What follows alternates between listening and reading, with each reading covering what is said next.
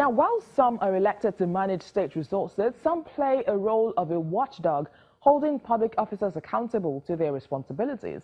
The media comes to the focus here, but experts advise that media organizations should, as much as possible, desist from giving voice to disruptive issues. Instead, use their platforms to help citizens to build consensus. This was a major focus of a 3-day refresher training for correspondents in the Lagos State Governor's Office.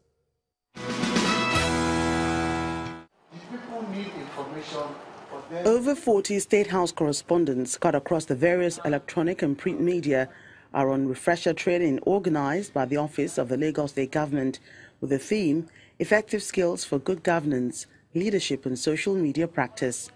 These days, you cannot talk about politics.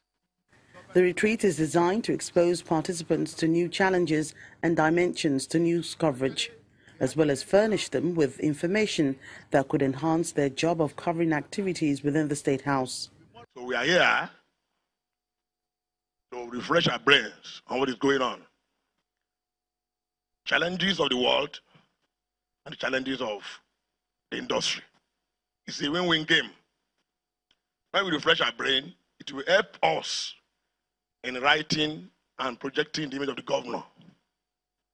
And it will help me in giving you information for you to build the public. The former dean at the School of Communication, Lagos State University, Professor Layosho, takes the class on the roles of correspondents in achieving good governance in Lagos State. For a correspondent, the news is not just an account of an event, based on what I've said before. You must go beyond that event to now doing some in-depth analysis of the issues involved. In an interview later, Professor Osho condemned practitioners who give voice to disruptive issues. The media must provide a space for consensus building. There's too much confrontation, opposition, threatening messages. You find out that some of our so-called leaders, the way to present issues tend to antagonize other people. I don't think media organizations should lend their spaces to such, disruptive, dangerous discourses.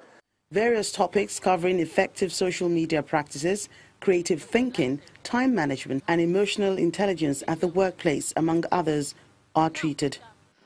And so what is something that is very, very important in story. You put the so what, you have told, the person reading it, this is why this story is very, very important.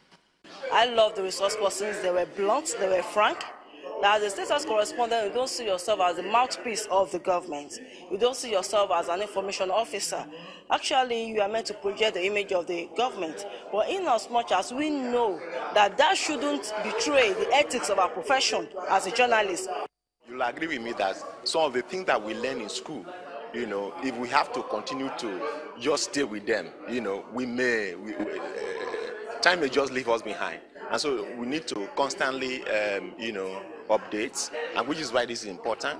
And of course, one can never really say, as often as possible, I think there's need for this kind of interaction, there's need for this kind of training to constantly update you, because, and of course with the advent of social media, the internet, the things that you learn today, you understand, by tomorrow may become obsolete. Then there's a health talk on managing stress and hypertension. Journalists are highly stressed people. It's a highly demanding job. Journalists continually have deadlines to meet. They are called at odd hours because of breaking news and all those other things that are peculiar to the job. So journalists have to know about hypertension. And if they are diagnosed of hypertension, journalists also have to know how to manage hypertension, which is very essential. The State Commissioner for Information and Strategy explains the importance of this retreat. Improvement is required in the area of aggregating everything that concerns government, Lagos State government in particular. We ought to be on top of our game so that certain pieces of information, are not like what we don't know. What is the population of Lagos State? Why is Lagos State the 5th largest economy? How many ministries are there?